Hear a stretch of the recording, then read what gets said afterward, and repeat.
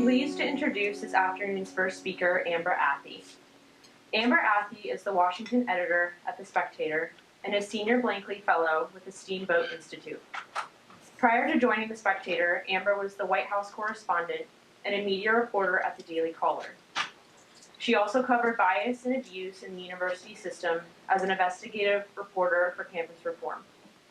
Her work has been cited by the Washington Post, Vanity Fair, Fox News, USA Today, Politico, The Hill, and more. Amber graduated from Georgetown University in 2016 with a BA in Government and Economics. We all know that a crucial part of living and working in DC is creating a network. Amber will be speaking on how to network effectively and how to do so with integrity. Please join me in welcoming Amber Athey.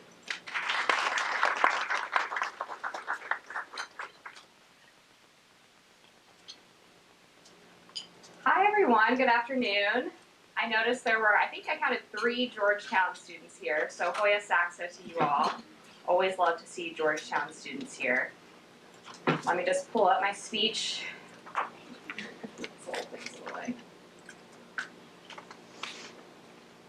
So some of y'all may not know this, but I actually got a pretty big start in politics because of the Claire Booth Luce. At the time it was called the Claire Booth Luce Policy Institute. Now it's the Center for Conservative Women.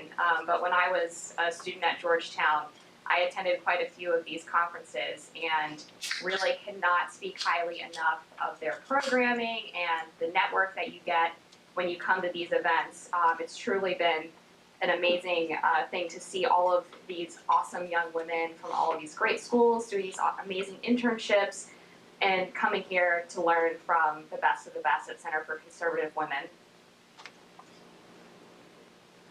So there's a rather famous saying that it's not what you know, it's who you know. And that is definitely the case in DC and especially in politics. This is a city that is built on personal relationships. And I know this can sound very intimidating for those of you who might be in high school or in college or even recent graduates. You spent all of this time and money working for this degree to prove that you have the credentials to make you qualified for a job. And sometimes it doesn't seem fair, frankly, that a personal connection might carry more weight than credentials. But as someone who has been in charge of hiring interns for the past few years, I'm actually going to at least partially defend DC's networking culture. 2 reasons. 1, networking, when done right, does not have to be purely transactional and it doesn't have to make you feel gross and slimy. And 2, I have had much greater success hiring people that I know over people who might have the best resume. And let me start with that second statement. I know there's a natural tendency for conservatives to believe that job or internship hunting should be a pure meritocracy. We want to think that if you work hard, get the grades, graduate with honors, then the world is at your fingertips. And it is 100% true that those things are important and they matter. And I will definitely never defend people in DC who use personal relationships as an excuse to hire people who are unqualified or underqualified. However, if I have 2 resumes in front of me that are pretty close in quality, there are things a personal relationship can tell me about a potential hire that a piece of paper cannot. And these are things that I think all conservatives can agree we should care about when choosing our staff. The first is character. Is this person trustworthy? Are they actually a hard worker? Sometimes grades don't tell the full story. Some people are just academically gifted, but when they get in a work environment, they might be a little bit lazy. Does this person behave well in public settings, or could they potentially cause reputational problems for my organization or my outlet? Basically, I want to know, is this a person that I can be proud of hiring, and is this someone who's going to represent my organization well? And I can learn that if I have a personal relationship with someone and if I know them. I can't learn that from a piece of paper. And the second thing that's really important when hiring is culture. When I'm hiring someone, I want to make sure that they're going to fit in with our outlet's mission and with the other employees.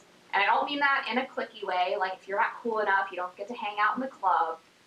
But I think people are more productive and they're a lot happier when they're working for an organization that is a good cultural fit. I'll give you guys an example. I worked at the Daily Caller for 3 years, and the Daily Caller has a bit of a reputation. It's kind of changed now, but when I worked there, it had a reputation for being kind of a frat house. They hired a lot of young men. They were allowed to drink in the office. The We were really big on intramural softball, and there was no dress code and a lot of cursing. That obviously is not the right work environment for plenty of people. I grew up with an older brother, didn't really bother me, but we sometimes would hire young women who were very uncomfortable in that kind of environment, and there's nothing wrong with that. They're not wrong for not wanting to work there, but I think it would save everyone a lot of trouble and time if you were able to identify that mismatch before someone gets hired. When we're talking specifically about politics as well, there's a lot of ideological diversity in the conservative movement. And so I don't want to hire someone who doesn't have, the right ideological fit. There are tons of think tanks and outlets and organizations across DC that all are within the conservative movement, but maybe some are more libertarian, maybe some are more Trumpian on an America First on policy. And when you're hiring someone, you want to make sure that their politics are going to line up in a way that advances that organization's mission. If you're an America First conservative, you probably don't want to be writing for the Bulwark or the Dispatch. And if you're a neoconservative or a never-Trumper, you're probably going to have a hard time at Breitbart. There, again, are tons of different organizations around DC, and they have very specific missions or ideological bents. And so it's a good idea to know someone personally before hiring them, so that I know they're going to help advance my organization's mission and that they're going to feel good about working for my organization, because people are, again, much productive and happier when they are aligned with the organization's culture. So character and culture, I think, are two really great reasons why personal relationships and hiring someone you know is actually kind of a good thing. So now that I've made the case for why valuing personal relationships in the professional world can be good, I am going to give you guys some of my best networking tips and secrets for how to be effective at relationship building. Relationship building is really the key to networking. You should not have the mindset that I need to go talk to the CEO of this company or the head of this think tank because I need them to give me a job. I approach networking as trying to make friends. Ultimately, everyone around you in this room and at all of the events and amazing opportunities you're going to attend this summer are people, not tools. That is the best way to build a strong network of good people that is not strictly about professional opportunities or social climbing. My first tip is go to everything. You should be attending as many events as possible, particularly when you have this opportunity to be here in DC. I know this can be tough for introverts or shy people. I'm an introvert myself, so I get it. So do give yourself a break when needed, but it is important to maintain a steady presence around the DC area. Feel free to ask your supervisor or your intern coordinator if they can keep you in mind for happy hours or conferences that they think you might be interested in. Some organizations, like the Heritage Foundation, I know, send out a weekly list of events around the city that interns are welcome to attend. Once you get in the habit of attending these events, you will eventually start seeing the same people over and over again, and that's a really natural way to build relationships that doesn't take a whole lot of effort and can be a lot more comfortable for people than just walking up and introducing yourself and shaking someone's hand out of the blue. I know that was a way that I built a lot of friendships in DC when I was first starting out, because I had a hard time cold introducing myself to people, but you see someone 3 or 4 times around the same events, and eventually you start to get to know each other. There's really no failure involved in just going to events either. So don't think, I have to go to this event and I have to meet 3 people and I have to send them an email the next day.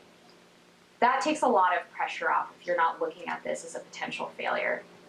If you meet someone who's eventually able to help you with something, that's awesome. But if not, maybe you made a new friend that you can just grab a drink with and hang out around DC and talk about your job. And if I didn't meet anyone at an event that I went to, maybe I had a free glass of wine or some decent cheese, and that's a win too. It's always good to get out of the shoebox apartment, trust me. Another good tip for networking is to just get a coffee with someone. You can feel free to email people or send them a Twitter DM and just ask them to grab a cup of coffee with you. I have had tons of aspiring journalists reach out to me that way, and I'm always happy to offer my time, give them advice for how to be an effective writer or where to find freelance opportunities. And I know a lot of people in DC are really willing to be generous with their time because they know how hard it is when you're young and starting out, and they want to pay it forward because they had to go through the same experience. And coffee is perfect because it's low cost and not a huge time suck. So it's a really low cost way and low commitment that I can work into my schedule really easily, and so it makes me more likely to say yes. On your first coffee break though, definitely avoid asking for some big favor. You should view this coffee meeting as an opportunity to get to know someone and really just break the barrier in that relationship. And when you're done with the coffee, ask them if there's anyone else in the industry that they think you should talk to. And that way you can get more names of people to reach out to and start expanding that network. Friends of a friend is really one of the greatest way to meet new people. Next tip is to always prepare for your sit-down meetings. Make sure that you're doing research about the person that you are grabbing coffee with. I cannot tell you how many people I have sat down with or even interviewed for an internship who either get the name of the outlet that I work for wrong, or they've never actually read our website. They have no idea who writes for us. And to me, that just shows, obviously a lack of preparation, which doesn't bode well for someone who might be an intern. And it's kind of lazy, honestly. And it also tells me that this person merely wants to build a relationship for the sake of their career and not because they actually care about what they're doing. Another way to avoid the icky DC social climbing culture is to avoid purely transactional relationships. When you're networking with people, you should have the mindset that you're only going to ask for a favor maybe every 2 or 3 times that you actually interact. If you are asking for something every time you see someone, they're going to start to feel like you're taking advantage of them or using them. The idea is to build the relationship so that when that individual has a job opening or an opportunity available, or maybe a friend reaches out to them and says, hey, I'm looking for someone, do you know anybody? You want that person to think of you. So it's not as straightforward as saying, hey, can you give me a job? But it's letting this person know that you're around, that you're a good person, that you work hard, and that you care about the issues, so that when they, again, have that opportunity available, they're going to say, oh, I remember I met this amazing young woman at this event or this happy hour. Maybe they would be interested. Also, be strategic with your asks. Even if you're asking for something every 2 or 3 times you see someone, it still shouldn't be the case that every ask is a really big ask. So you shouldn't be approaching people with, can I have a job or an interview every single time you're asking for a favor. You should be peppering in smaller favors as well. So things like asking for an introduction to a friend or contact information for someone you want to talk to are smaller favors that you could ask for more frequently. The bigger things like jobs or interviews is a bigger deal, and you need to be mindful to ask those things more sparingly, because again, we don't want people to feel like they're being taken advantage of, and we shouldn't want to take advantage of people anyway, because we're better than that. Make sure that you keep in touch with your people that you're networking with. Maybe it's once a week, once a month. Just follow up, and maybe you send them an article you saw that made you think of them, or you read a piece of work that they did and you thought it was really great and you want to let them know. If you have their phone number, shoot them a text and ask how they're doing. Very simple things just to let that person know that you're thinking of them. And this is something, again, that you would do in a friendship, right? This is not just something that you would do for a professional relationship. So we want to think about treating people with kindness and respect, and part of that is making sure that you're reaching out and, again, letting that person know that you're there. Another tip is to be humble. Nobody is too small for you to talk to or build a relationship with. I find often that young people starting out have this idea that when they go out networking, they have to meet the top person at the organization that's throwing the event, or the biggest name in the room, or the most important speaker. And that's good. I mean, you should want to do that. But at the same time, most of my opportunities have come from meeting lower level staffers or people who might be support staff. And we should never feel like we're above, talking to people who are at our same station. For example, in this room, you guys might not think that the other women in this room can provide you with job opportunities because you're all interns. But guess what? 2 or 3 years down the road, you all are going to be in amazing positions all across politics, and you're going to be able to help each other out. So don't view networking, again, as this idea that you have to be constantly striving to build the next big relationship with this really famous person or this person who's on TV. the people around you are just as good, and you should try to build relationships with them as well. One good way to do that, I think, is to actually avoid asking people what they do for a living. That's often the first question that everyone asks around DC when you're at an event. It's like, oh, what do you do? Who do you work for? I usually save that either for the end of the conversation, or I allow someone else who knows that person to tell me what they do for a living.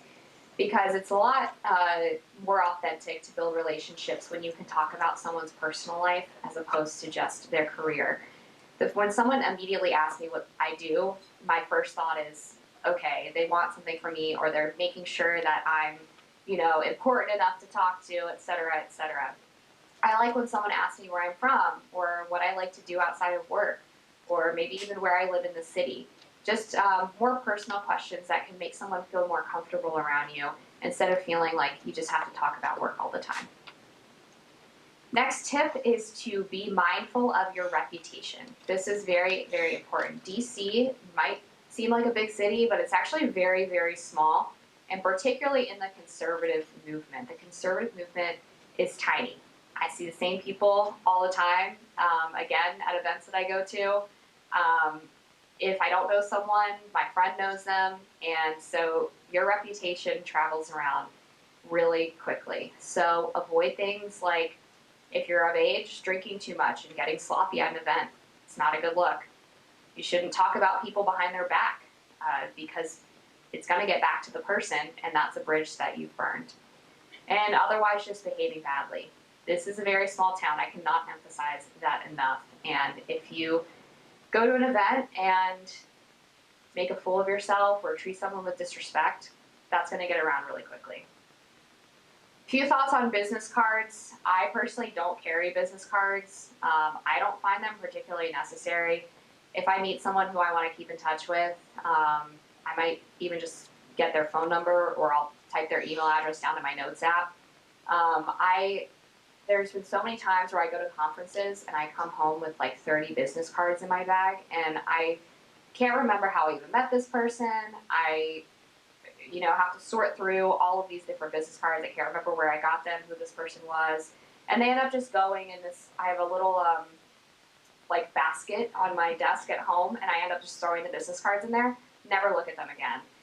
So it can be kind of tempting to sort of play like the exchange business cards game. I don't think it's really that helpful. If you do get a business card, one good way to organize, which is something I always tell myself to do and I never end up doing it, write down a little note on the back of the business card of how you met the person, and maybe one thing from your conversation that you thought was memorable. So if you do decide to reach out to them later, you can go back and reference that conversation so that they know that you were paying attention.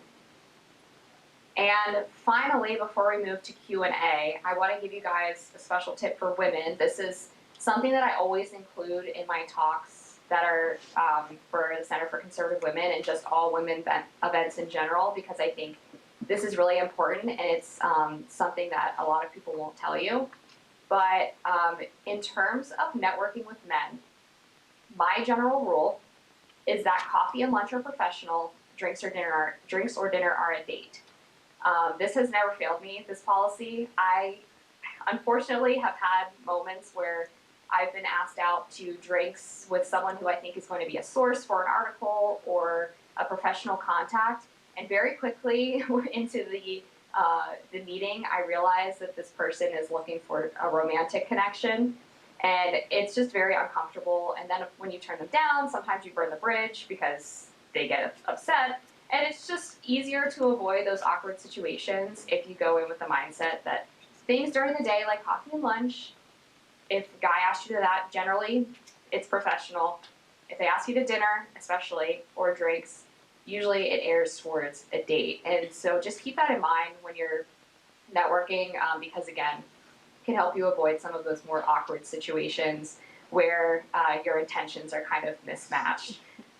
So that's a pro tip. And then we'll go ahead and move into questions and answers, and I can take as many as you guys have.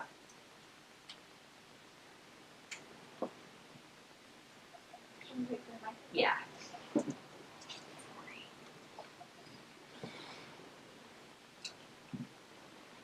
Well, thank you so much for coming to speak to us today. And I guess my question, so I guess traveling a lot, moving around to different cities, we'll be starting in a new city and leaving DC this summer. How do you keep in touch with people after you've left the city? And I guess my current approach, what I do, and of course very open to your approaches and other people you've heard, is to use the index card system. But what I found in my time as DC is to meet so many people, just the sheer volume of people here has been more than other places I've been to in the past. So how do you keep in touch? Do you use other applications like LinkedIn, etc.? Or do you have a special system of your own that works, especially when you've left the city and still want to keep in touch with the people there? Sure, that's a great question. And there are a couple of ways. So I actually have an Excel spreadsheet on my computer for inputting business cards when I meet people around the city or elsewhere at conferences. And I just put in their name and their contact information, and then I have a notes section where I try to remind myself like how I know them or something specific about them. And I find that's relatively helpful. I'm not very good at keeping up with it, so it's not as useful as it should be. But if you're someone who's organized, then I think that can be a good way. Social media is also hugely important in networking.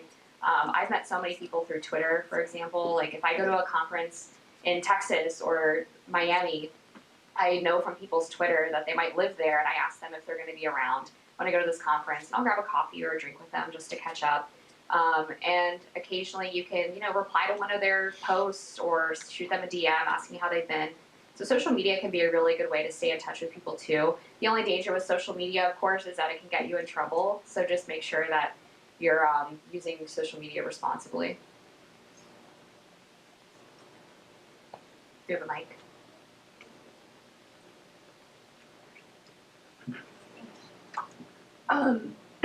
Sorry. On that topic of social media, I'm just kind of curious what some of your roles as you've entered into the DC workforce have been regarding social media and kind of like what you post, what you don't post. I know some people keep their Instagram purely professional and then Facebook or Twitter is not, or vice versa, but I'm just wondering how you navigate that. Sure. My Instagram is personal. Like I don't post about politics on my Instagram, but my Twitter is very professional, political. It's not professional at all. I'm not really a good case study for this because I work for an organization that doesn't really care about social media presence, so like I can kind of say what I want and not get in trouble. You guys definitely should not do that, at least until you're like your own boss or something. But I mean, generally, if you're going to present a professional persona on one of your social media pages, I would avoid posting too much personal stuff at the same time. I think it can be confusing for employers or potential employers if they're going and seeing you post like a rant about politics and the next post you're like having like a selfie at the pool. It's just kind of weird. And I think it's just generally not very professional. So I do think you kind of have to pick one, professional or personal. Facebook, you can actually, if you're in media especially, you can create a page for yourself as opposed to like a profile. So I have a personal profile on Facebook that is limited to just my friends, and then I have a public page with like a check mark for where I post articles and professional things. So keeping the two separate is pretty important, unless you're like trying to be like a personality, which is, I usually don't advise that.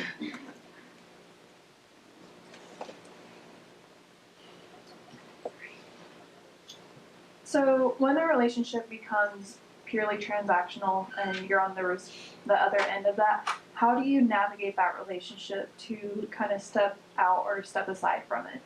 Yeah, that's a really good question. I'm kind of mean when I feel like people are taking advantage of me.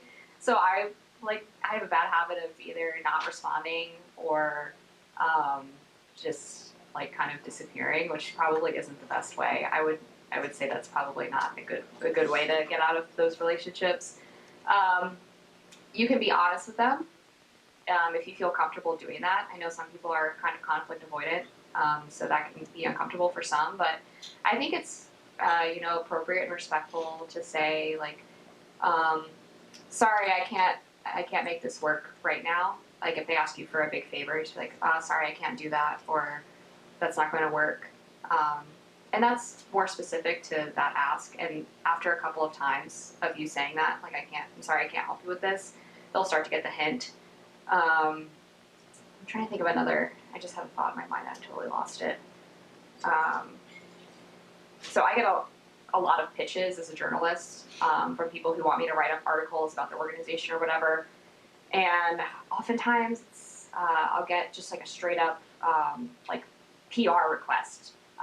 Someone wants me to write like a glowing profile of some candidate they're representing. And, like I'm not anyone's PR shop, so that can be kind of frustrating. And so I'll usually just say like, oh, sorry, this one's not for me, or blame it on your boss or your editors.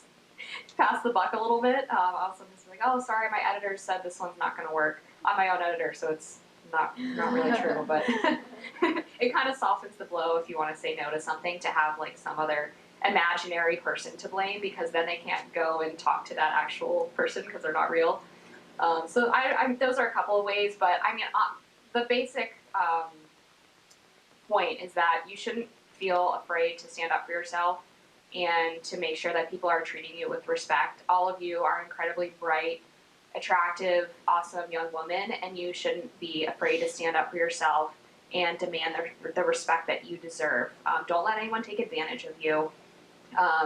Because if you do, that sets a precedent, and there's going to be more and more people trying to take advantage of your kindness and your generosity, and you're all way too good to be falling into that trap. I hope that answered it.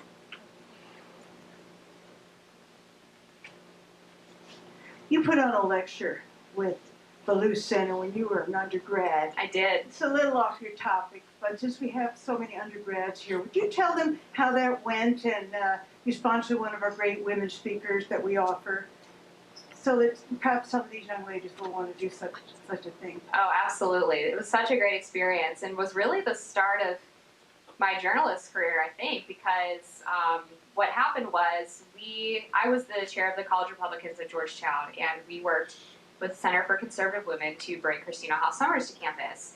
And this was very controversial on Georgetown's pretty liberal campus. So we had heavy protests, there were safe spaces. I got reported to the administration for creating an unsafe environment for my fellow students. Just a totally ridiculous response.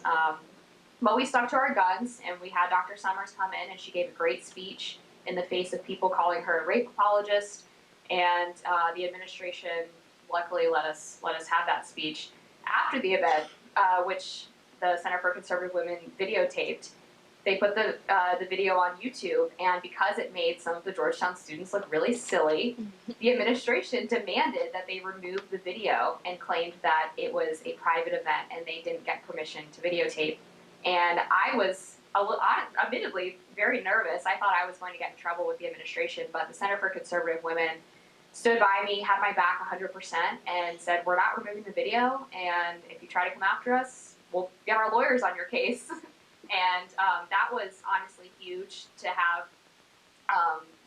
adult women who were able to give us the support that we needed to know that we were doing the right thing. Because when you are a young conservative woman on a college campus that leans a little bit left or aggressively left, it can be very intimidating when people start coming after you, and it can be hard to stick to your guns. And so having the support of them and all of the young women in this room that you guys are meeting today is going to be huge to making sure that you can keep standing up for the right things. So after all this went down, Michelle was kind enough to invite me to come speak at one of their summits about my experience. So that was in Fort Worth, Texas. And I got to share my story with young women like you, and hopefully give them the encouragement to do something similar on their campuses. Feel free to shake it up a little bit, make people, think about policies and ideologies that they otherwise wouldn't even have access to because of the monopoly that the left has on higher education. So that was an incredible experience. That event actually got covered by Campus Reform, which is really how I first got in contact with them, and that ended up becoming my first job out of college. So I really can't speak highly enough about all of the support that this organization has given to me, and I definitely hold them at least partially responsible for my current career.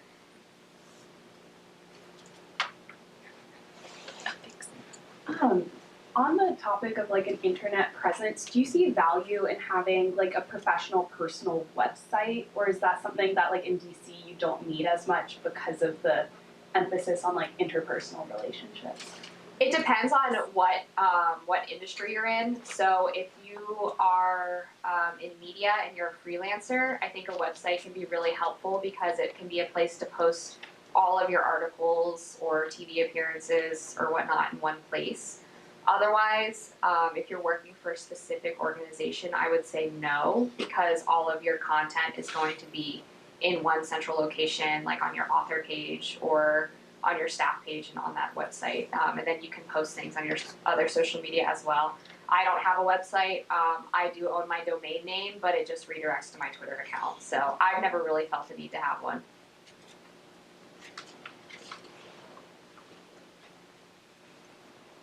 This is our final question. Yeah, so thank you for being I think it's on, yeah. thank you for being with us today.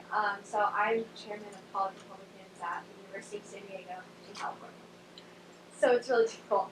But I've gone through a lot of different things this past year between going against the pushback of the vaccine, you know, being blasted, being called a white supremacist, and Been there. yeah, going to a San Diego Trump vote parade, that whole thing. That sounds fun. How do I get invited to one of those? Roman op-ed got a lot of attention, got a lot of backlash. I had to learn to get a backbone. I feel like I come across as a very approachable, accepting, nice person, but when something like that happens, I'm gonna get to a point where there's a difference between being mean and just standing up for what you believe in and defending your friends in that same community. So something I've been battling this year is something I've noticed, and I'm sure a lot of other women in this room have noticed, that it's not really the men, it's actually the women that are mean to other women who are conservative or dare to question things, and they just want you to be quiet or they just don't like it, so they just say these horrible things about you. How do you navigate, because I feel like it's similar with the college experience, like how would you navigate in DC? Because I'm sure it's the same, like, do you want to build those connections with women who are liberal thinking and try to get somewhere where you can be friends with them, or is it kind of good to avoid them, but like if they're in your circle, still be like approachable? Yeah, I mean, to be honest, I don't have a ton of liberal friends just because working in conservative media, you're hanging out with other conservatives pretty much all the time. It's not that I wouldn't want to be friends with a liberal, I just they're not really in my circles. But I would say that usually you can tell the difference pretty quickly between someone who is open-minded and willing to become friends with someone who thinks differently than them, and someone who is going to dislike you no matter what because they think you're the enemy. So identifying that pretty quickly is important, and absolutely feel free to try to build relationships with people who are open-minded. When I was in college, I had a ton of left-leaning friends who always appreciated that I was respectful to them and willing to explain my positions, and maybe I convinced them on a couple of issues. There are also people who were going to hate me no matter what, right? No matter how nice I was to them, they were going to talk about me behind my back or say nasty things about me on the internet, and those people are not worth your time. And I actually caution young conservatives all the time about trying to be too amenable, again, to people who are going to hate you no matter what. I find too often there are conservatives out there who feel like they need to moderate their positions or present something in a more palatable way because they think it's going to make people on the left like them or respect them more. If that person has already decided that they don't like conservatives and they think that you're all evil white supremacists, like as soon as someone calls you a racist, I'm sorry, but there's nothing you can really do to convince them that you're a good person. And so don't sit there and try to like move to the center to appease someone who's going to dislike you and try to destroy you no matter what. Stick up for what you believe in and know that they're the wrong person for thinking that they can attack your character or say that you're a bad person just because you disagree with them on politics. I think that was the last question. So.